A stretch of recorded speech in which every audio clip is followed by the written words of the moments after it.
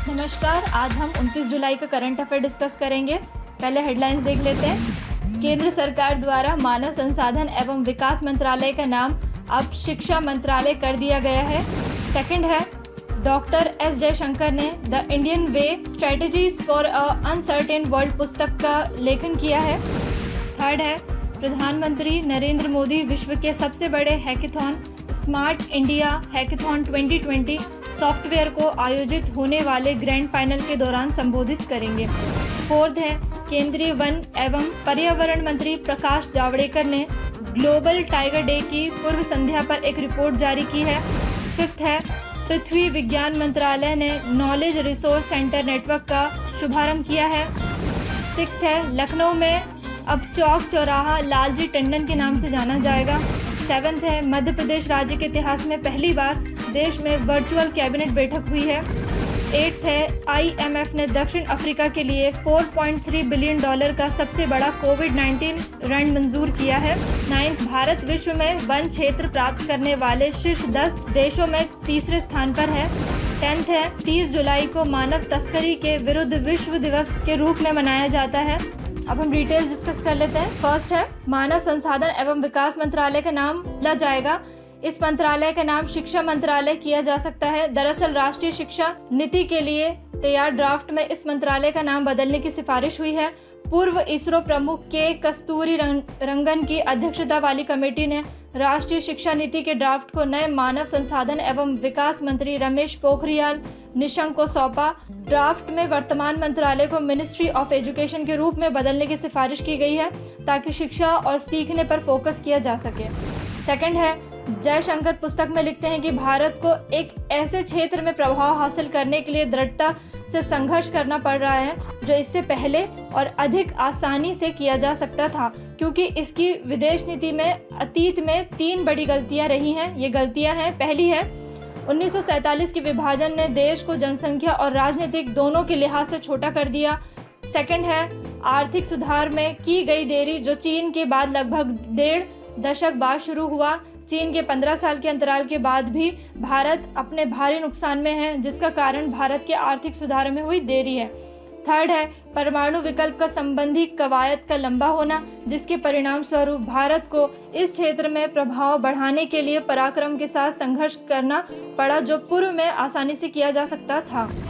Third है, smart India hackathon Akhil Bharatiya तकनीकी शिक्षा परिषद और केंद्रीय मानव संसाधन विकास मंत्रालय द्वारा संयुक्त रूप से शुरू किया गया एक राष्ट्रीय अभियान है, जिसके अंतर्गत देश भर के छात्रों को हमारी रोजमर्रा की समस्याओं को इनोवेशन एवं प्रॉब्लम सॉल्विंग माइंडसेट से हल करने के लिए एक प्लेटफॉर्म मुहैया कराया जाता है ताकि देश में नवाचार को बढ़ावा मिल सके और सरकारी विभागों के साथ साथ उद्योग जगत की समस्याओं को नए पहलू से हल करने की नई सोच एवं प्रतिभा के सामने आ सके।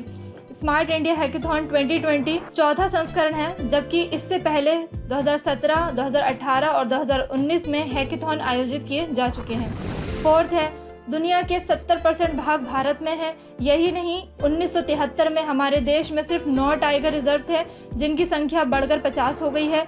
इस सर्वे के मुताबिक देश में शावकों को छोड़कर बाघों की संख्या 2461 और कुल संख्या 2967 है। केंद्रीय मंत्री ने बाघों की सेंसेक्स रिपोर्ट में बताया है, मध्य प्रदेश में कर्नाटक के बाद सबसे ज़्यादा बाघ है। फिफ्थ है, भारत सरकार की डिजिटल इंडिया पहल के तहत पृथ्वी विज्ञान मंत्रालय ने MOES यानी knowledge resource centre network KRC net launch किया है। MOES ने पारंपरिक स्थितियों को शीर्ष नॉलेज रिसोर्स सेंटर में बदल दिया है। इन KRC को एक दूसरे के साथ कनेक्ट किया जाएगा और नेट पोर्टल के साथ में एकीकृत किया जाएगा। यह पोर्टल पृथ्वी विज्ञान मंत्रालय की बौद्धिक दुनिया में एक सिंगल पेंटाइंट एंट्री होगी।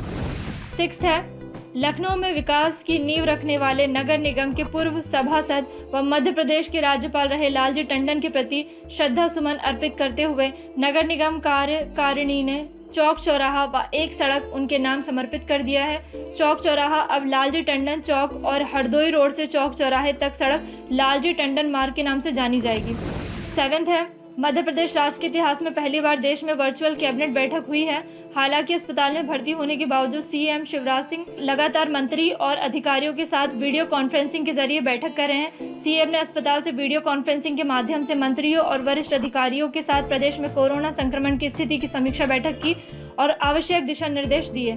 सरकार ने चंबल एक्सप्रेसवे का नाम बदलकर चंबल प्रोग्रेस वे कर दिया है। यह फैसला शिवराज कैबिनेट की बैठक में लिया गया।